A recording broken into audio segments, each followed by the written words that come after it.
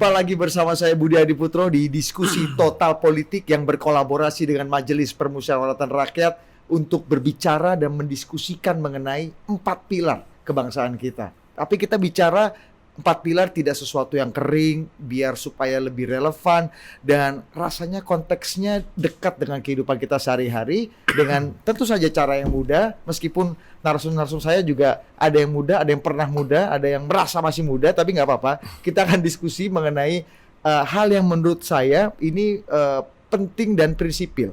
Bagaimana kita memperkuat otonomi daerah di tengah atau gini, memperkuat otonomi daerah yang konstitusional. Kita tahu bahwa amanat reformasi kita salah satu yang menjadi tonggaknya adalah desentralisasi dan otonomi daerah. Dan kita akan berbicara mengevaluasi lagi otonomi daerah kita, termasuk bagaimana rencana, kalau kita bicara MPR, rencana amandemen konstitusi, dan salah satu topiknya adalah perlu nggak sih Dewan Perwakilan Daerah ini kita perkuat untuk juga dalam rangka memperkuat otonomi daerah dan juga memperkuat fungsi dan peran daerah dalam pengambilan kebijakan. Sudah ada bersama kita di studio pada hari ini.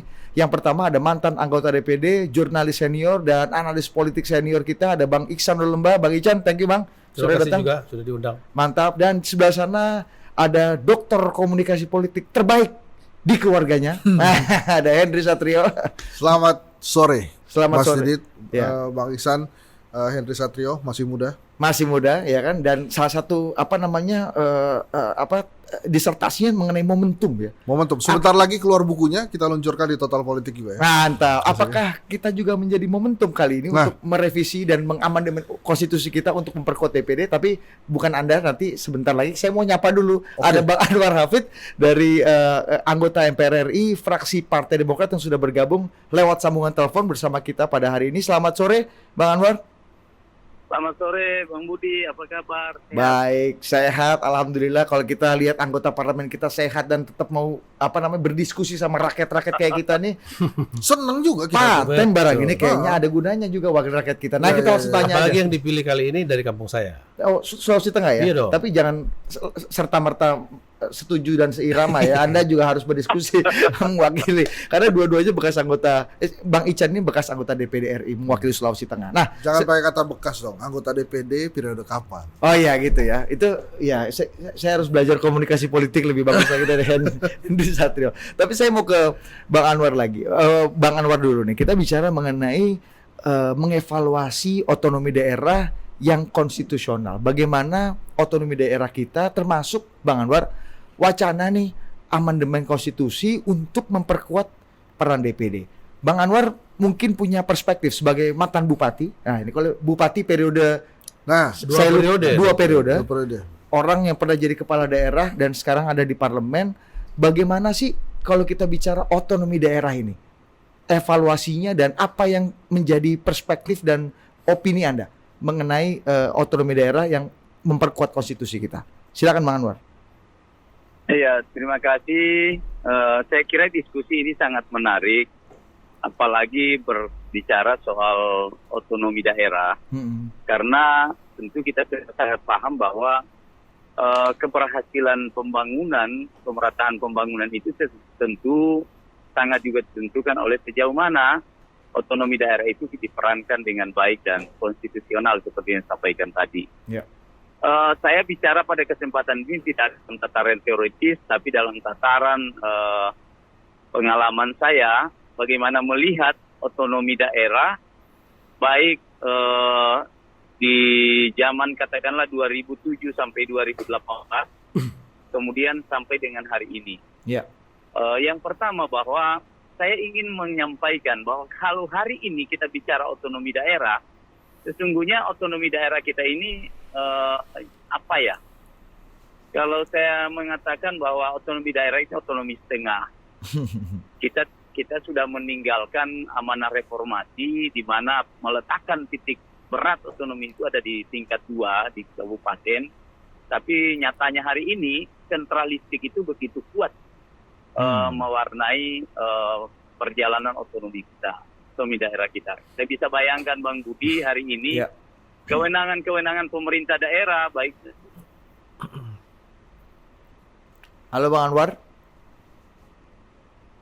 Halo Bang.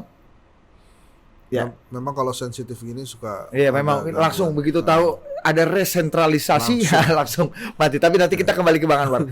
Ini Bang Ihsan, ini menarik. Ini kepala daerah 2 periode dan pasti punya pengalaman empirik terhadap otonomi daerah.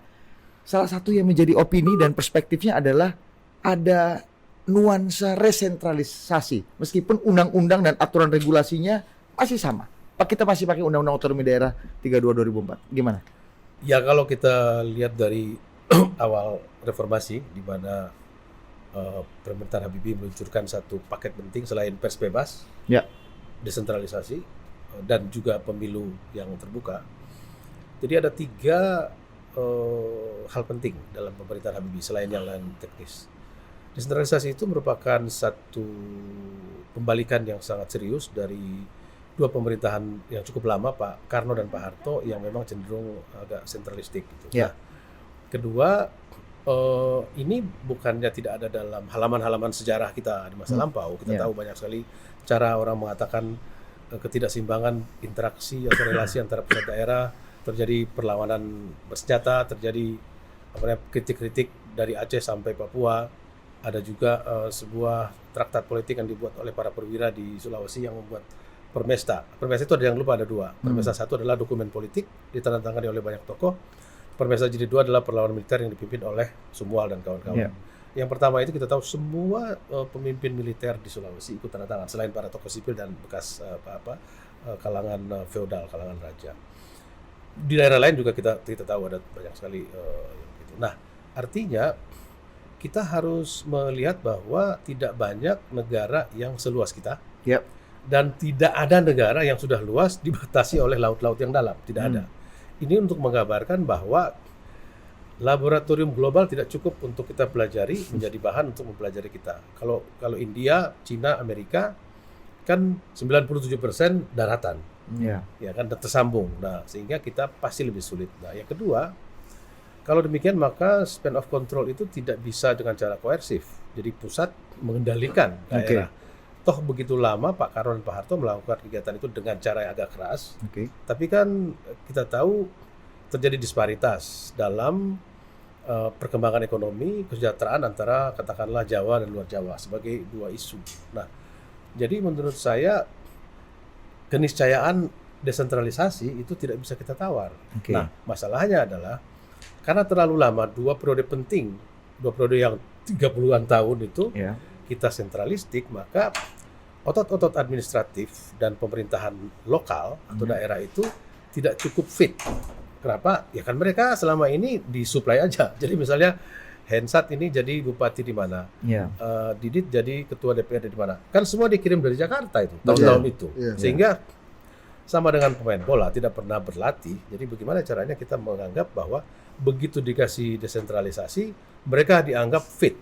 Nah, kalau kita mau jujur, misalnya dalam hal pelayanan publik, public service, nggak usah di daerah baru.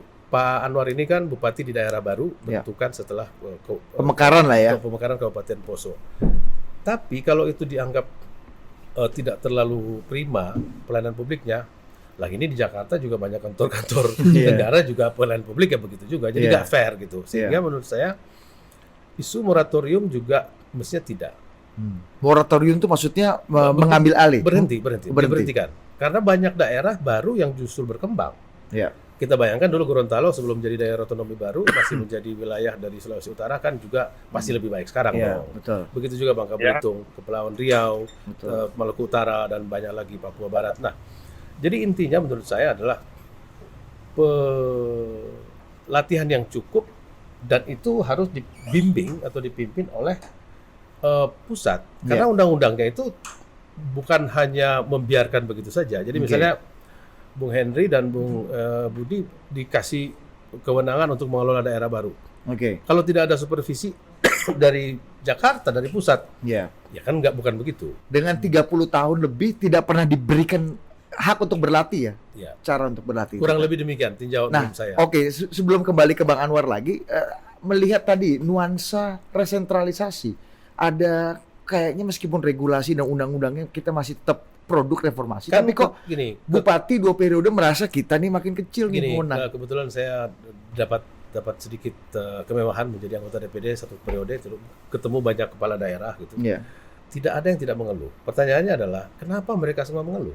Mulai dari daerah kaya seperti Riau, Kalimantan Timur dan sebagainya, daerah besar secara politik Sulawesi Selatan, Sumatera Utara dan sebagainya, juga dengan daerah-daerah kecil, Iya. semua mengeluh. Berarti ada masalah dalam hubungan besar antara pusat dan daerah. Nah, artinya kan harus dicari di mana problem pada tingkat administrasinya. Resentralisasi itu pernah dulu ada, saya ingat sewaktu saya di DPD itu ada pendapat yang melarang pejabat-pejabat daerah itu tidak sering ke Jakarta.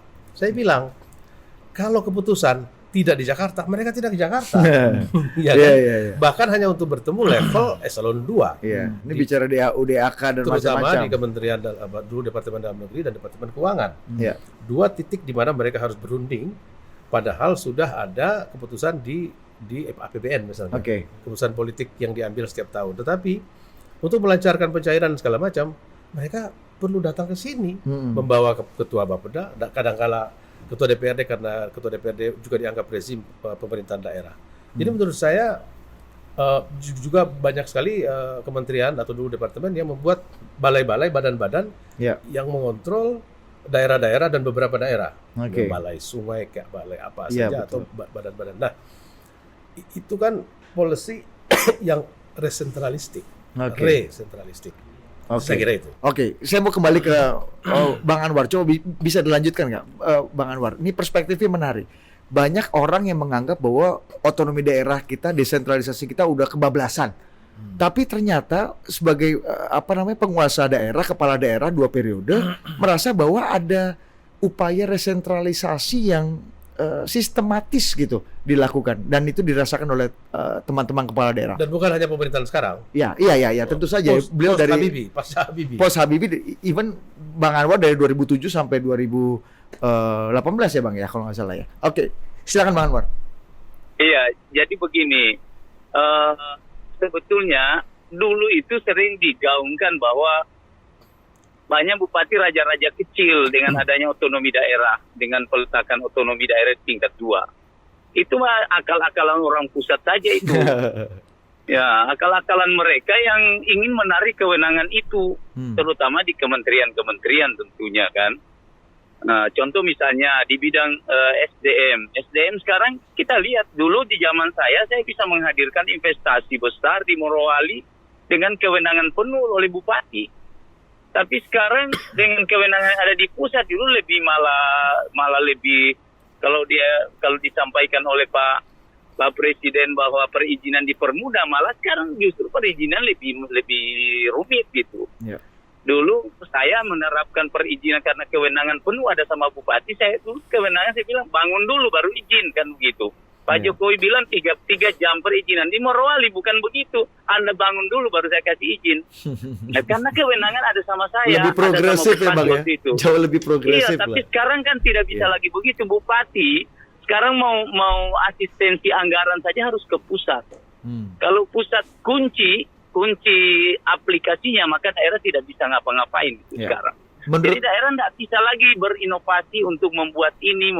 Daerah semua dengan juknis sekarang. Okay. Bahkan dana desa yang kecil itu yang 1 miliar, itu semua pengaturannya dari pusat gitu. Jadi ini luar biasa sekarang. Jadi ini sentralisasi sangat kuat sekarang ini. Sehingga daerah-daerah hampir di semua kita diskusi, saya keliling Indonesia karena saya di Komisi 2. Setiap kita diskusi dengan kepala daerah itu, dia bilang, sudahlah Pak, kami sekarang tidak sama zamannya Bapak wakil bupati. Kalau sekarang hari ini Pak, kita hanya pelaksana aja di lapangan. Oke. Jadi mungkin saya sangat setuju. Tadi sampaikan, peran DPD itu harus ditingkatkan. Oke. Saya kemarin diskusi dengan teman-teman DPD, dengan kita di DPP Partai Demokrat. Saya bilang, ini di DPR RI juga kan, di parlemen ini kan luar biasa Pak. Ya. Jadi saya sangat setuju kalau DPD itu hadir untuk memberikan penyeimbang gitu. Jadi kalau cuman kita di DPR ini partai. Oke. Nah sekarang dengan adanya koalisi besar itu tidak ada lagi. Tapi kalau ada DPD yang masuk diberi penguatan untuk mewakili daerah yang begitu kuat, saya kira daerah otonomi daerah ini akan hidup. Meskipun DPD juga bisa dimasukkan koalisi, bisa dikoalisikan lah. Kalau Ya, misalnya tapi mau. saya kira masih perlu. Iya. Kalau Iya. dia masuk koalisi juga kan, berarti sudah kebablasan itu DPD. Iya. Kalau zamannya Pak Ihsan ya tidak mungkin lah ya Pak Ihsan. Palingnya dia yang berjuang lah supaya tidak dikoalisikan oleh siapapun. Iya. Nah, Bang Jadi- Anwar, kita lokalisir dulu problemnya di masalah otonomi daerah dan desentralisasi sebelum Iya. nanti kita bicara mengenai penguatan DPD ini. Bung Hensat, Ya. ini kepala daerah langsung 2 periode yang merasa bahwa, dan tentu saja Komisi 2 beliau banyak curhat dan banyak evaluasi dari teman-teman kepala daerah yang merasa bahwa wah ini kewenangannya udah mulai dicabut. Menurut Anda asbabun nuzulnya itu kenapa? Apakah memang sudah kebablasan sehingga perlu sedikit dikurangi atau sehatkan? Perspektif Anda gimana? Gini, Rik. Bud. Oh iya.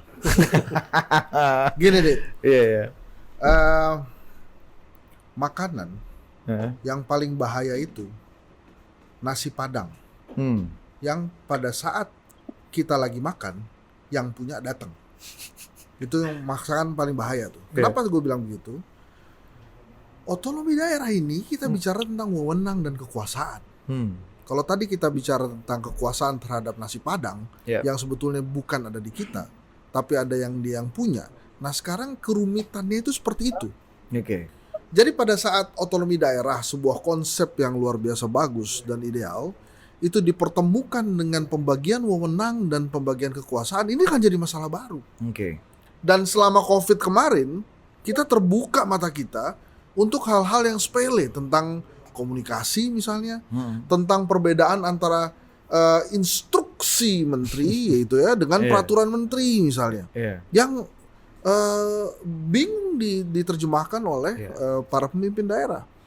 Jadi sebelum Ada lagi Undang-Undang Cipta Kerja dengan aturan-aturan turunan ya kan? betul Yang belum selesai sosialisasi udah direview lagi sama MK. iya, jadi pada Misalnya. saat sebuah aturan atau sebuah konsep yang namanya desentralisasi itu diluncurkan, ini bagus gak bagus, tapi masalah kewenangan sama kekuasaan ntar dulu. Ya. Kita berbincang lagi nih. Pusat sebagai penguasa ya, belum tentu bisa mau berbagi kekuasaan dengan yang ada di daerah. Ya. Makanya menurut saya agak nggak fair juga kalau kemudian desentralisasi ini dibebankan kepada daerah dan dianggap daerah nggak siap melaksanakan desentralisasi.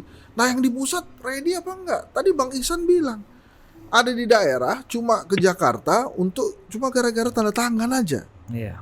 Nah ini kan sebetulnya hal yang menurut saya nggak akan bisa diselesaikan kalau kemudian saya nggak tahu apa yang mesti diubah gitu. Iya. Lah sekarang tiba-tiba pusat merasa punya kewenangan penuh terhadap daerah Iya. pada saat COVID misalnya, atau pada saat penyaluran bansos misalnya. Ingat kan ada bupati yang marah-marah juga di Sulawesi karena merasa nggak ngerti dia tentang kondisi di sini. Timur. Ya itulah dia. Iya. Saya nggak mau nyebut nama Iya, sebetulnya. iya kan dia Langsung suakanya, disebutkan dia punya gitu kan. suaka Ah. soalnya.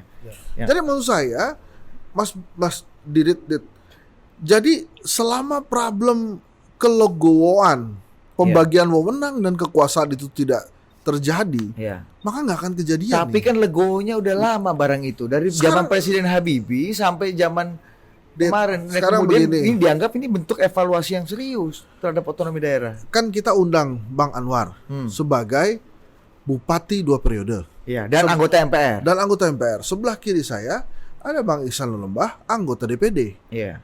Lu pikir Pensiunan. presiden kita wali kota Iya. 2 periode hampir, yang juga harusnya mengerti desentralisasi. Oke.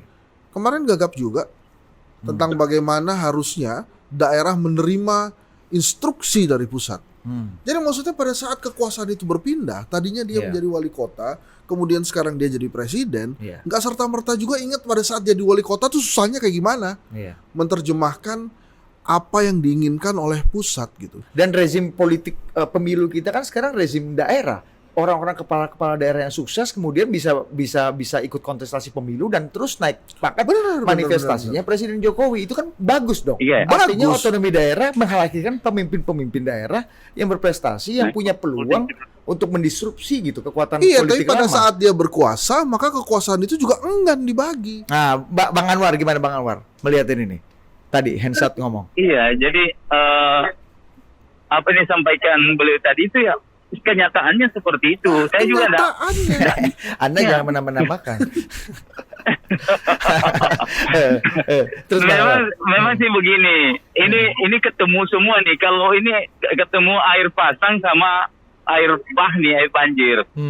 Kondisi otonomi kita sekarang. Daerah ini sudah ditarik kewenangannya, fitnya juga dikurangi. Jadi gimana tuh sengsaranya kepala daerah sekarang ini? Iya. Nah, jadi itu, saya melihat posisinya di sini sebetulnya. Iya. Pak Presiden kan sebetulnya mantan wali kota, ngerti. Tapi ini kan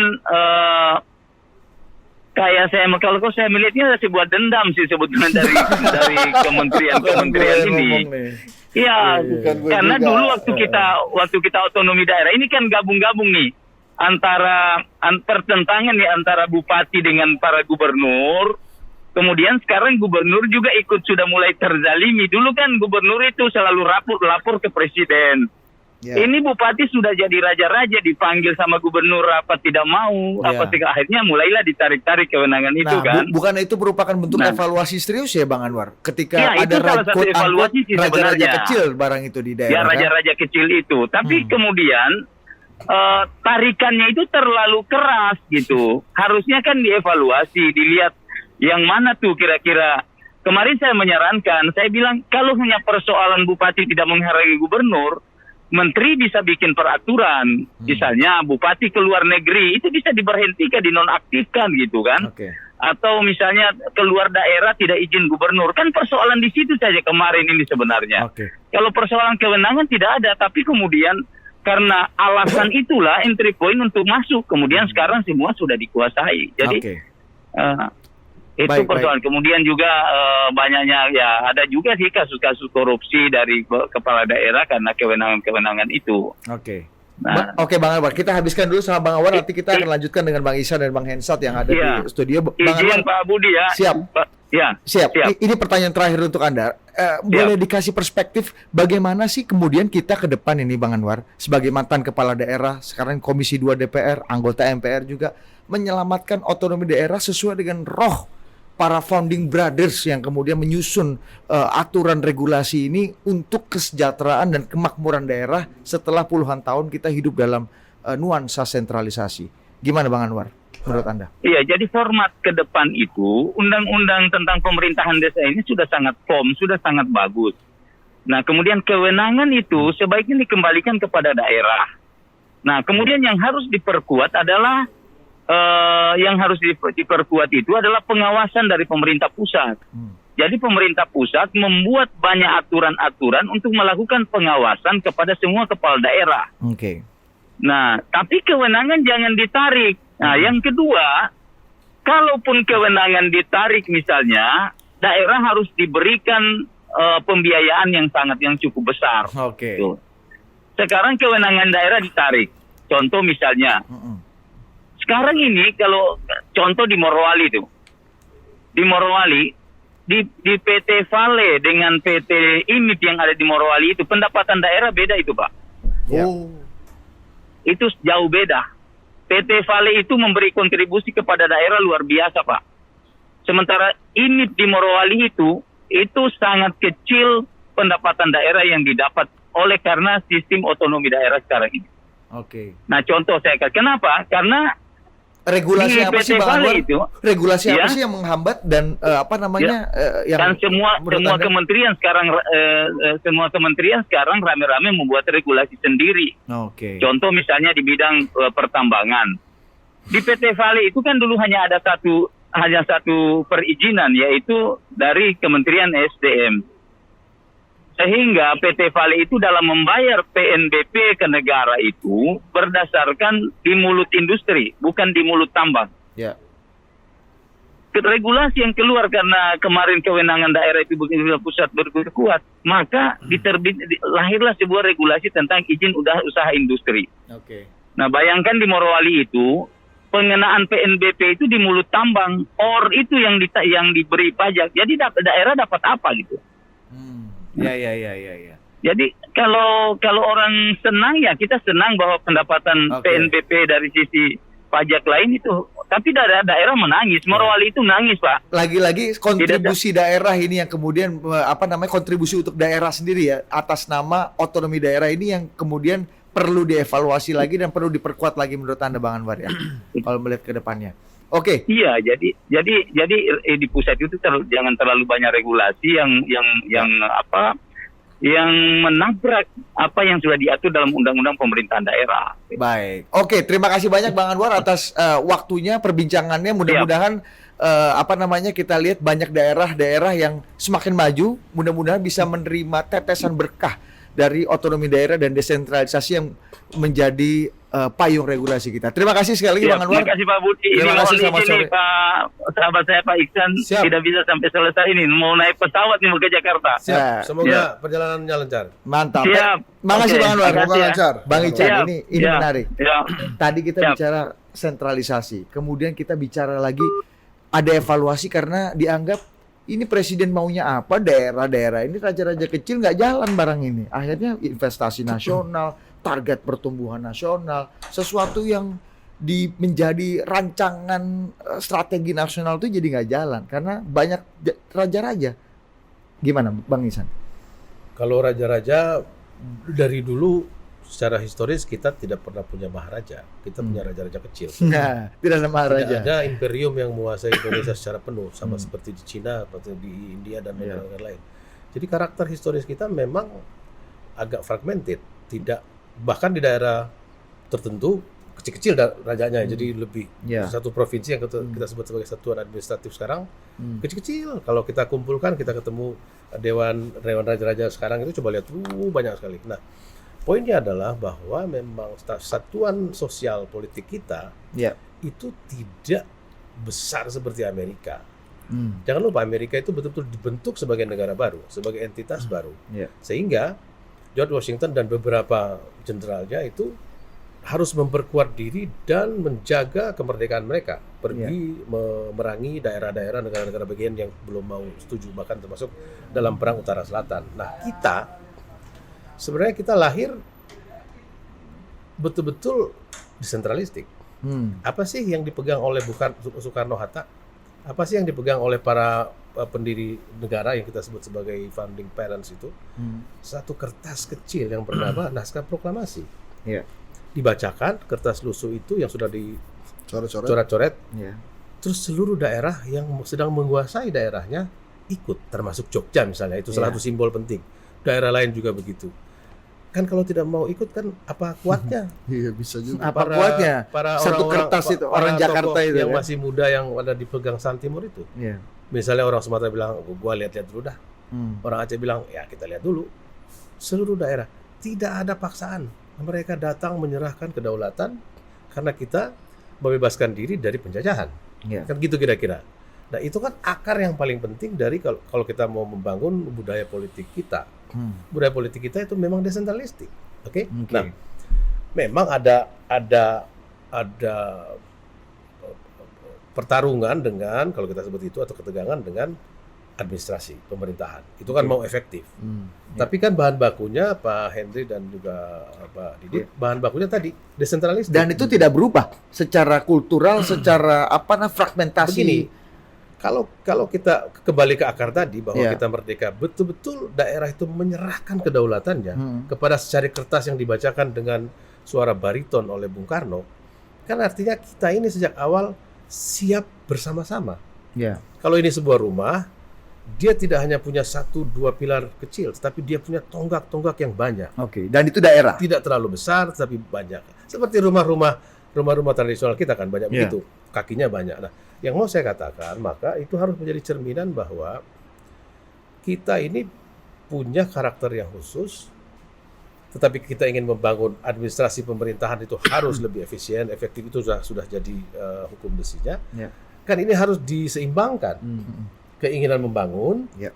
dengan ketersediaan politik kita yang memang masih fragmented. Oke. Tapi kan perlahan-lahan kita mulai menyatu. Saya hampir sekarang tidak pernah yakin bahwa kita akan bubar.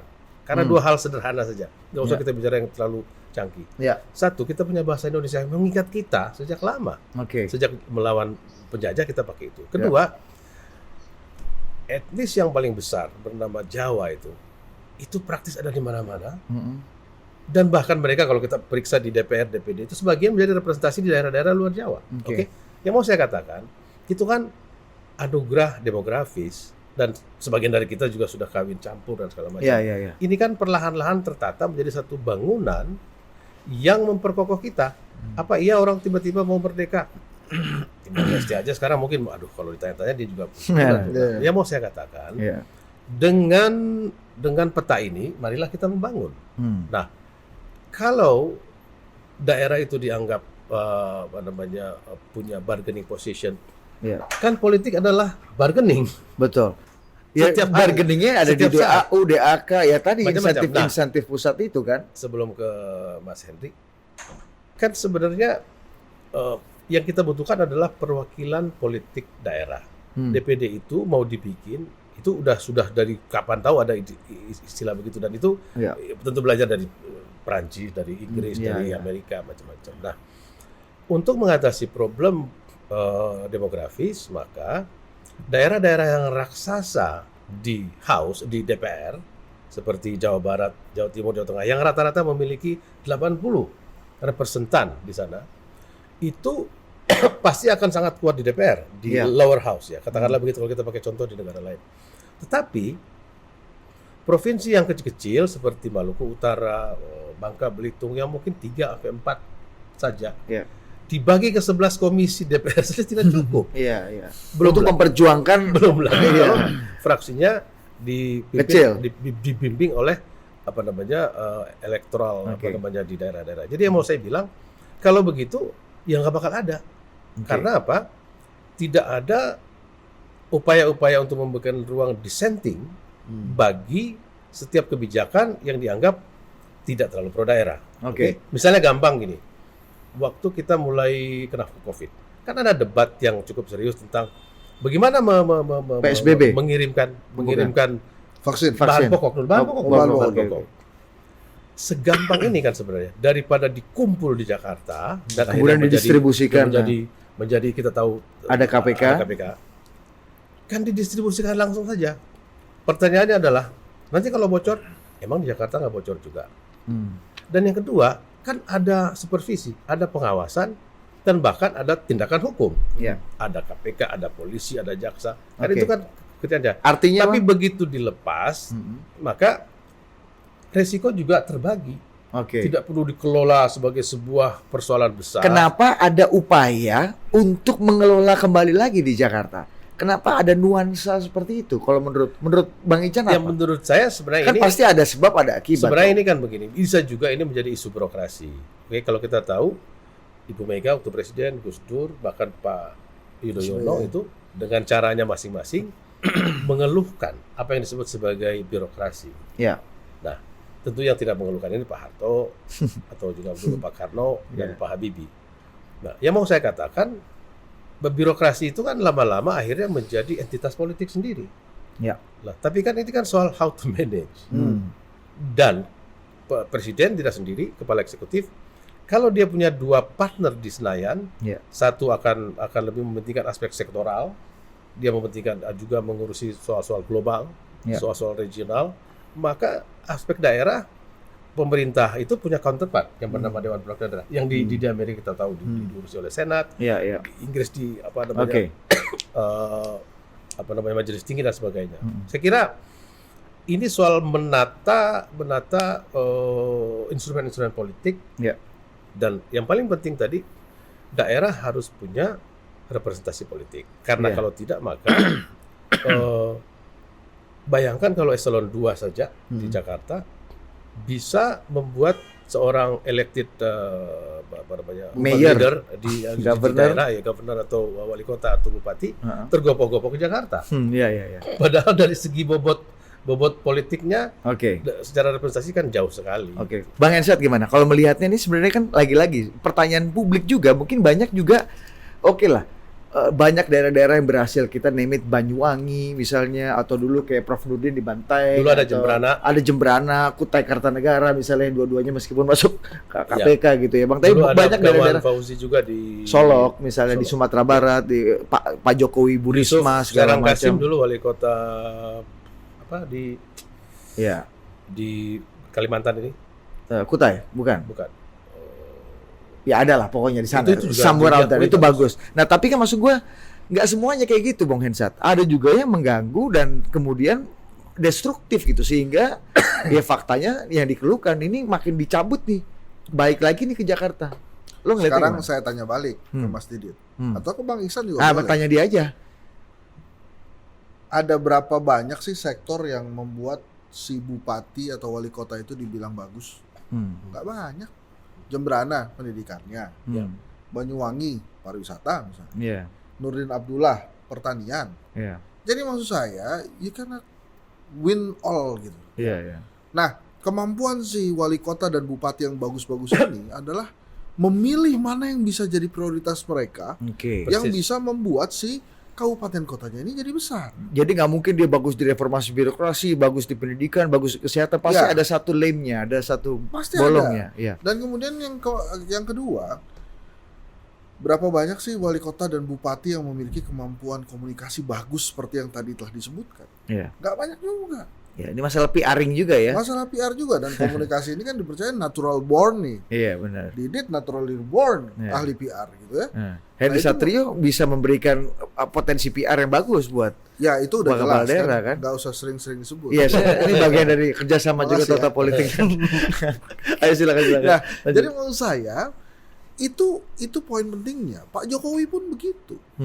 Jadi artinya Mas Didit gini, kalau memang si desentralisasi ini mau dipertahankan dan kemudian terus mau ada di Indonesia, artinya perlu ada kedewasaan, wewenang dan kekuasaan tadi. Ya. Si birokrasi yang sudah disampaikan oleh Bang Ihsan dan Pak Anwar tadi, ini harus bisa juga ramah kepada desentralisasi. Jadi jangan melulu kemudian disalahin daerahnya. Yang pusat juga siap nggak dia? Kalau SDM political source-nya untuk menghasilkan bupati-bupati bagus, wali kota bagus, Itu gubernur-gubernur beres. bagus. Menurut Beres. Anda udah makin bagus belum kita? Itu sudah makin bagus. Kaderisasi partainya, Sudah clear. partai calon-calonnya, menurut Anda gimana? Makanya menurut saya dengan ada desentralisasi, putra-putra daerah terbaik tuh banyak yang bermunculan gitu. Jadi menurut saya itu salah satu hal yang bagus dan baik. Ya. Kalau kemudian saat ini misalnya teman-teman DPD bilang, kita itu dong ubah undang-undang dasar Ya. sehingga DPD bisa mencalonkan presiden juga, jadi nggak semuanya dari DPR, ya silakan aja. Iya. Itu adalah salah satu bentuk keberhasilan desentralisasi. Iya. Nah tapi kalau kemudian banyak arahnya dan kemudian dibebaskan daerah-daerah untuk berkembang dan kemudian dipersilahkan untuk melaksanakan desentralisasi, ini nggak ketemu-ketemu. Oke. Makanya menurut saya salah satu konsepnya otonomi daerah itu kan waktu itu adalah kekuatan daerah yang ditonjolkan masing-masing, Ya. sehingga nggak semuanya mau jadi daerah metropolis gitu. Iya. Misalnya kemampuannya Bantaeng seperti yang tadi disebutkan adalah pertanian, maka ya sudah fokus di sana pertanian. Iya. Morowali tadi Morowali, tambang misalnya, terus kemudian di Bali overall pariwisata, ya sudah. Iya. Jadi disitulah kemampuan si daerah itu harusnya bergerak. Nah, bupati dan wali kota yang berhasil tampil ke permukaan nasional itu Iya. karena dia berhasil mengidentifikasi apa saja kekuatan di daerahnya, Mas Didi. Iya. Jadi Anda nggak bisa menang di semua sektor ya. Nggak bisa Pilih menang sektor semua sektor. prioritas terbaik, dan itu pelajaran juga. Tapi menurut saya yang paling penting ya, yang belum selesai itu justru di pusat.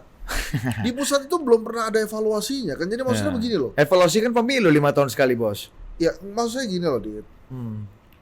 Evaluasi daerah tuh gimana? Pemilu kan, pilkada. Ya. Terus kemudian si bupati wali kotanya bisa tuh ganti yang lain, pokoknya yang bagus-bagus lah. Di pusat kan enggak. Kan presidennya ganti setiap 5 atau 10 tahun sekali. Iya, sekarang diatur saya tanya, konstitusi. begitu ganti presiden emangnya dirjen-dirjen langsung selalu ganti? Enggak kan? Ada- Bahkan ada sekjen dan Berarti dirjen problem yang lama birokrasi. Ada yang Nah. saya mau salah sedikit saja. Ah. Kalau kita lihat gradasinya ya, kan dulu awal-awal desentralisasi dibikin otonomi daerah itu ada menteri yang mengurus itu. Ya, Nah. menteri otonomi daerah. Mulai dari Pak Ada Arias Pak Arias Rashid Rashid ya. dan sebagainya. perlahan-lahan terus dicangkokkan ke Kementerian Dalam negeri. Departemen Dalam Negeri dan Otonomi Daerah. Dirjen otonomi daerah sekarang. Sekarang yang sudah tinggal dirjen. Ya. Nah, poinnya adalah kan itu beda antara menteri dengan dirjen. Iya. Kalau dia menteri maka walaupun dia tidak punya struktur yang sebesar kementerian yang punya portofolio besar, Iya. tapi kan dia seperti Menteri Investasi BKPM yang bisa membawa pesan-pesan agar pekerjaannya itu lebih mulus kepada menteri-menteri yang katakanlah terkait langsung. Jadi istilahnya backing lah, backingnya untuk daerah, Ya, untuk supaya lebih. Pokoknya ya, kalau dia menteri kan dia bisa datang tuh kementerian Hmm. ke kementerian mana saja untuk mengatakan, debottlenecking di situ ya. Pak, ini kayaknya dari segi otonomi daerah ini kita terganggu nih, jangan kita rapiin yuk di bawah. Kan gitu. Atau menjadi supervisi juga dari upaya pusat untuk bertransisi memberikan kekuasaan pada Ya daerah karena dan itu sebaliknya ya. karena watak dari birokrasi pusat Oke. itu adalah kalau kementerian atau departemen atau apapun istilahnya adalah di seluruh dunia juga begitu. Ya dia memang harus agak lebih efisien, lebih efektif dan itu yang terbaik adalah sentralisme. Hmm. Untuk itulah diberi tangan kepada daerah. Nah, kan ada dua perwakilan yang dibutuhkan. Satu perwakilan politik elected parlemen yang Oke. ada tadi katakanlah di DPD untuk menyeimbangkan dengan DPR yang berdasarkan populasi, tetapi juga di pemerintahan sendiri harus ada. Jadi ada banyak cara kita untuk ini kan berkomunikasi. Politik Ya. akhirnya adalah komunikasi. Betul. Kalau berhenti komunikasi kan namanya perang. Kan kira-kira gitu, dua saja. Nah, yang mau saya katakan sekarang ini kan kita mulus banget. Iya. Dengan segenap lebih kurangnya pilkada kita oke, pemilu kita oke. Betul. Tentu ada masalah pasti. Ya, kalau korupsi itu di mana-mana ada kan. Di Kalau Jepang masih kalau misal ada, ukurannya di berapa Amerika- kepala daerah di yang Amerika tertangkap masih korupsi ada, itu oke. ya, macam-macam. Ya, Itu bukan urusan yang Bukan urusan otonomi daerah Bukan atau bukan urusan ekses strategis, dari otonomi ya. daerah. Oke. dan kita ya kalau kita mau bilang berapa sih jumlah yang ditangkap kan sama saja. Oke. Pasti lebih banyak pejabat daerah ditangkap karena jumlah pejabat daerah kan 500-an Iya, iya, bupati. iya. Sementara di sini kan menteri yang ditangkap juga banyak, Betul. pimpinan lembaga negara banyak, pimpinan lembaga tinggi banyak. Ya, dari segi persentase so-so Oke. lah. Bang Ican, Bang Hensat, kita ingin otonomi daerah kita, desentralisasi kita berjalan efektif, membawa kemakmuran bagi daerah, muncul tadi kata Anda, putra-putra daerah terbaik untuk memimpin daerahnya, meskipun kalau bukan putra daerah, orang-orang terbaik lah Nah, yang bisa memimpin daerahnya. itu penting tuh. Awal asal muasal disebut desentralisasi dan otonomi daerah kan sebetulnya itu keinginan putra daerah untuk memimpin daerahnya, keinginan putra daerah untuk tidak lagi menjadi warga kelas 2 karena pimpinannya itu di drop dari pusat. Iya, Dulu begitu ya. Jadi, Iya. Dua Pak D saya dari Jakarta tuh, satu jadi bupati di mana, satu jadi bupati Ciamis, satu itu. Orang kaya. Enggak dulu, dari Orang zaman kaya dulu, ini. dulu iya benar kayaknya. Oh iya. Bukan. Yang kaya Pak D saya. Elit ini, elit ini. Pemirsa elit. Ngawur. Jadi- Ayo lanjut. Jadi gini maksud saya. Jadi kalau tadi nanya Habibul Nuzul itu, awal asal muasalnya itu karena ada kekecewaan Iya. putra daerah, dia tidak bisa tampil di daerahnya Oke. gitu. Dan harus bersaing dengan orang-orang di Jawa. Kan itu sebetulnya asal muasalnya otonomi daerah itu. Iya. Ini mohon maaf ya, bukan pembangunan tapi kekuasaan. Iya. Putra daerah pengen juga berkuasa di Ini daerahnya. distribusi of power aja ya. Iya, tapi begitu distribusi, Heeh. tar dulu bos, lu jangan ambil semua. Betul. Pusat juga masih pengen. Jangan nih. lupa kan rekomendasi partai kan juga dari Jakarta DPP kan. Itulah. Jadi maksud saya, Mas Didit, makanya tadi saya bilang, ini desentralisasi di Indonesia, otonomi daerah di Indonesia itu memang dibilang jadi negara serikat juga bukan, Iya. gitu ya. Heeh. Jadi cabang-cabang pemerintahan pusat juga bukan, Bukan, gitu. iya. Jadi emang ini sebetulnya adalah pemanis politik aja, berbagi kekuasaan dan wewenang Jangan-jangan- kepada putra-putra daerah. Bos, jangan-jangan kita ini masih eksperimen aja nih. Ini masih eksperimen ongoing Lah, tentang bagaimana distribusi of power. bukan hanya eksperimen, Bagaimana? Dit. Ini masalahnya pemerintah udah belagu, ngerasa bisa dan paham tentang otonomi. Gue takut lu Akhirnya, ngelaku-ngelaku ginian. serius, akhirnya apa? Jadinya cuma level dirjen. Iya. Kalau benar-benar serius, Hmm. ya dijadiin level menteri kan ini Iya. enggak. Kita sekarang ini mohon maaf ya Pak Jokowi, bukannya saya komplain ya, tapi ini masukan Jangan-jangan kritis. nih bukan presiden dan pemerintah yang nggak mau, tapi parlemen yang lebih suka karena ketika bicara otonomi daerah, partai politik sendiri kan sangat sentralistik. Saya Tapi kan hampir, itu eksekutif, Bud. Hah? tapi saya hampir setuju karena Hampir. sebenarnya Bisa begitu. Iya. karena begini. Kalau setuju mutlak itu Pak hanya Henry. pada Tuhan Karena Yang Maha kan Kuasa. sebenarnya tidak banyak juga yang bisa dilakukan oleh presiden atau eksekutif tanpa dicek ke DPR. Parlemen kan? Iya. Gitu. Banyak sekali lah. Dan parlemen Anggaran sangat- apa ini itu Iya dong. tidak bisa sendirian. Jadi Termasuk undang-undang jadi misalnya nanti ada saya revisi, ingin penguatan macam-macam. membagi kritiknya kepada juga DPR. Hmm. Bahwa ya rada bantulah presiden dalam ya dengan cara lebih spesifik melihat dan programatik melihat apa namanya counterpartnya. Kan ujung dari counterpart alat kelengkapan DPR itu kan menteri-menteri ya dan lembaga-lembaga negara. Jadi itu harus lebih diturunkan levelnya menjadi level yang operasional. Karena Iya. seringkali mungkin niat baik itu kan bagus sebagai istilah politik, tapi Iya. begitu dia turun ke operasional Hmm. itu tidak jalan. Tapi ada jalan yang juga mungkin menurut saya bisa dipikirkan, yaitu kembali ke ide asalnya kan otonomi daerah itu maunya di gubernur di provinsi. Iya, iya, iya. provinsi. Kalau Karena sekarang di kabupaten karena- kota ya. apa namanya rentang kendali yang begitu luas, ratusan sekarang bahkan 500. Tapi kan tinggal diatur saja karena sebagian dari kabupaten dan kota kita itu adalah entitas politik lama yang dulu adalah kekuasaan kerajaan. Begitu dia diresmikan menjadi negara modern, kan sebenarnya nggak berubah itu. Tinggal pindah aja Nah. antara jadi raja, dari raja pindah jadi Yes. gubernur atau jadi Yes. ya kan? Itu biasa kan di kita Iya. memang. Heeh. Ya. Dan masih ada raja dan gubernur itself. Di Inggris dulu Satu dari provinsi. Satu aja. provinsi. di Inggris dari sampai sekarang juga kan masih banyak keturunan feodal yang berada di Iya. apa namanya di senatnya di Landlord lama di ya. House of Lord-nya. Nah, tetapi kalau kita coba bawa ke gubernur, jadi di pemerintah provinsi, sehingga pusat itu tidak menerima komplikasi politik. Oke. Seluruh komplikasi politik akan terlokalisasi di provinsi.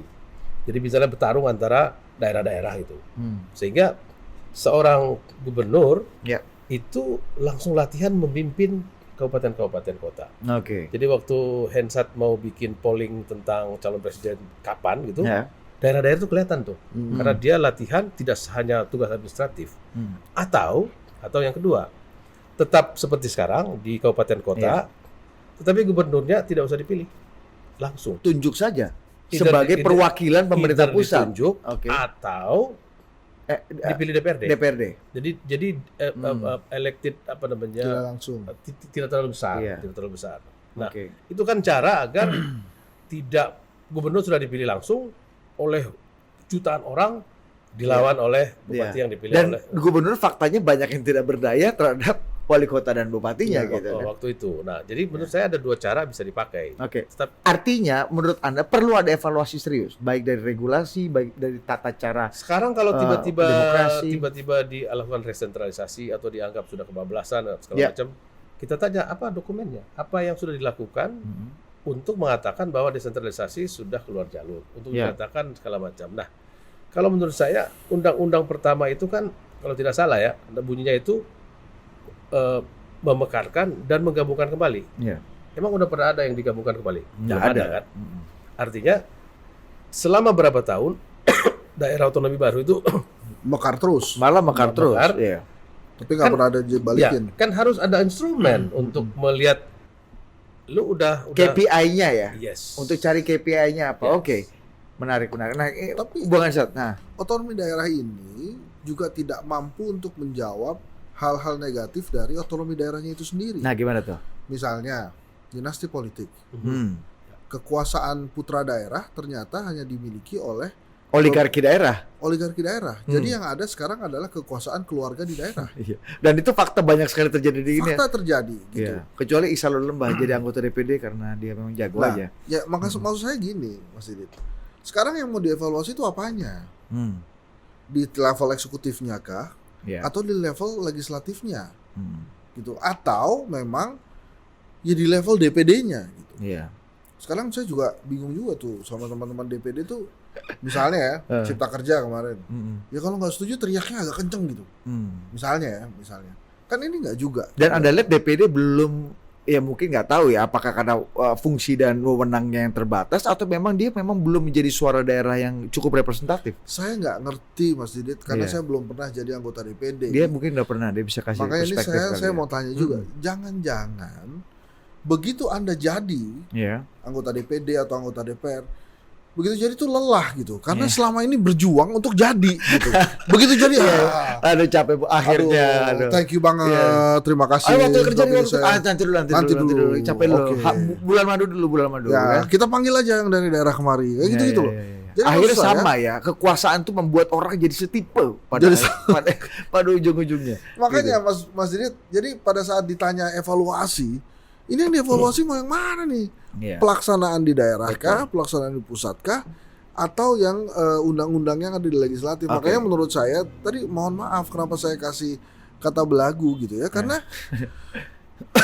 ini kan saya yakin lah kalau Henry Satrio, Budi Adiputra, Ihsan Lembah saja memperbincangkan hal ini dengan serius, Ah, pasti kan ada para petinggi negara ini yang juga memperbincangkan ini dengan serius kan. betul. Serius banget. Tapi tetap aja jadinya Dirjen Otonomi Daerah. Iya. Yang mungkin juga kalau mau ketemu menterinya, dia mesti gebrief berulang-ulang tuh apa itu otonomi daerah. Jadi artinya gini Mas Didit, saya senang sekali diundang di sini. Semoga saja ini menjadi perhatian serius. Iya. Gitu. Ini jadi perhatian serius bangsa ini bahwa yang namanya otonomi daerah, Oke. yang namanya desentralisasi itu belum selesai. Oke. Jadi jangan belagu, Jack. Jangan belagu, Jack. Jangan diturunin jadi level dirjen, Atau- jadi level menteri. Gitu. Atau lagi-lagi ini terakhir ke Bang Ijan. Ini eksperimen ini kira-kira ujungnya akan seperti apa dan bagaimana kita bereksperimen terus, mencari formula-formula terus sampai kita ketemu apa yang Anda dan kawan-kawan dulu tahun 98 perjuangkan itu bisa. Kalau kita kan bagian Terjadi. teriak-teriak di belakang kan. Gue masih 4 SD bos, 3 SD kali. Gua kelas Dia lima. udah jadi Pemret. Gua Waktu kelas itu lima. komunikasi dengan Habibie dan memperjuangkan ide-ide Luar biasa. reformasi kan. Kacau ini bos, gimana? Ya, nggak ada kata final, nggak ada kata finish dalam politik. Amerika aja sekarang pernah terbang tinggi secara demokrasi, sekarang terjembab, Iya. itu biasa aja. Jadi tidak usah takut bahwa kita perlu latihan demi latihan, Ya. coba ini, coba itu. Oke. Kan tidak ada jawaban final. Kalau semua sudah final, seluruh FISIP ditutup aja. Ya. Karena sudah ada formula. Ya. Iya. Tidak perlu lagi belajar, Pak Iya. dosen tidak perlu lagi mengajarkan Betul. macam-macam, Tidak ada lagi total politik. Tidak Tidak, ada lagi total tidak politik. perlu berkomunikasi baik-baik ya kan dengan baik dan Makanya benar. dulu ilmu alam itu ilmu disebut Pasti. eksakta, itu ilmu pasti. Hmm. Satunya ilmu sosial. Kalau ilmu sosial itu gampang, banyak sekali orang bisa jadi politisi dengan mudah. Banyak profesor politik, guru besar politik kan tidak terlalu sukses sebagai Politisi. Poin saya adalah kita uji coba atau kita evaluasi kan biasa, Iya. biasa sekali. Apa yang mau kita katakan dengan uji coba itu adalah tadi seperti kata Henry dengan baik. Kan kita periksa seluruh problemnya. Pernahkah ada duduk bersama yang agak sedikit lebih sistematis gitu? Gak usah buru-buru, bisa 6 bulan kek. Ya. Yang dilibatkan siapa aja kek. Di lembaga apa, di kementerian apa gitu. Atau di kampus juga ikut. Ya. Sebuah upaya raksasa, karena problem ini bukan problem sederhana. Problem ini pernah didapatkan oleh Pak Karno, diatasi dengan cara koersif, ribut-ribut, gue kirim aja tentara misalnya. Di zaman Pak Harto ribut-ribut, gue kirim aja gubernur dari Jakarta, kan gitu. Banyak daerah yang dulu, termasuk daerah saya. Tapi jangan-jangan Bang Ican, sorry gue potong. Dan Bang Hensat, ini kan 2 tahun 2022-2023 akan banyak sekali lebih dari 200 kepala daerah, gubernur, bupati, wali kota yang idle kan. Akan diisi oleh pejabat-pejabat yang ditunjuk. Pelaksana, ya. Mungkin ini bisa jadi bahan untuk mempertimbangkan lagi, melihat efektivitas dan mendiskusikan otonomi daerah dan desentralisasi lebih dalam. Nanti kita akan lihat 2024. Bagus kalau kan pasti dari Misalnya ternyata dari semua pusat ya, program, dari pusat ya, semua daerah dari sejahtera. Kepangkatan mereka kan harus berapa itu untuk Iya, pelaksana. Mungkin mereka salah satu tugas yang diminta oleh Presiden dan Menteri Dalam Negeri adalah bawa ini dan periksa semua problem secara lokal, Oke. apa saja. Sehingga daerah itu, jadi ibarat mereka pulang ke Jakarta setelah tugas selesai, bawa skripsi masing-masing, bawa tesis, terus dicek. Iya, Kan mungkin ada kesamaan masalah di mana-mana, tetapi Iya. rinciannya ketemu. Jadi ini KKN ya, kuliah kerja nyatanya nih. Kira- mereka di dalam. Ini kalau kejadiannya ideal. Nah, kalau nggak ya. Jadi kejadian ideal itu kita mempersiapkan, kemudian kita evaluasi di sana. Itu bagus sekali itu, ideal. Yang ngeri itu, ini banyak orang udah tahu ada 500-an jabatan kosong gitu ya. Itu jadi lobby-lobby. Enggak 500 ya, 200-an. Itu jadi lobby-lobby. Lobby-lobby supaya dapat sebagai penjabat di daerah itu. Nah, lagi-lagi begitu lobby-lobby selesai dapat capek kan. Alhamdulillah sudah selesai ini. Mudah-mudahan nggak seperti itu. Mudah-mudahan terjadi dari keluar dari idenya Ican Walaupun itu Nurban. bisa dibatasi juga ya. Tugas-tugas mereka dibatasi ini 1, 2, 3 kan. Ya. Ya bisa, tapi kan yang Tekken terakhir dia. Iya. Bukan maksudnya oleh yang menugasi. Iya. Tapi terlalu lama kalau 2 sampai 1 tahun tidak ada keputusan-keputusan penting buat daerah, itu kan juga kasihan buat daerah. Dan ini jadi belum pernah sebanyak ini dan selama ini di Indonesia, Bang Ican, dan ini buat anak-anak FISIP nih, ilmu pemerintahan, ilmu politik akan jadi tesis bagus. Pragmatisnya sih begini. Misalnya Hensat ya, Henry Satrio dipilih jadi salah satu penjabat ya. Yang saya lakukan gimana caranya gue menang pilkada kan besoknya. Jadi ikut pemilu juga dong. Penjabat ini. Mending gue pensiun nih, kita kumpulin gitu. Itu kan kata Hensat. Mudah-mudahan tidak seperti kata Hensat. Tapi kita lihat ya, kalau ada yang kayak gitu kita ketawa ya. Mudah-mudahan setelah Anda mendengar Hensat, tadinya Anda para calon penjabat kepala daerah kepengen juga nih, setelah Hensat ngomong, nggak jadi deh, gue harus melayani rakyat, gue harus mewakili pemerintah pusat dan pemerintah daerah untuk melayani rakyat dan memberikan kemakmuran sebesar-besarnya bagi rakyat di daerah. Terima kasih Bung Hensat, terima kasih Bang Ican, terima kasih untuk Anda semua yang menonton acara ini. Total Politik bekerja sama dan berkolaborasi dengan Majelis Permusyawaratan Rakyat untuk bicara mengenai 4 pilar kebangsaan kita dengan cara yang asik, dengan topik-topik yang relevan dan berguna buat Anda, buat saya, ya minimal buat 2 orang dan kita semua yang nonton sini. Sampai jumpa di acara berikutnya.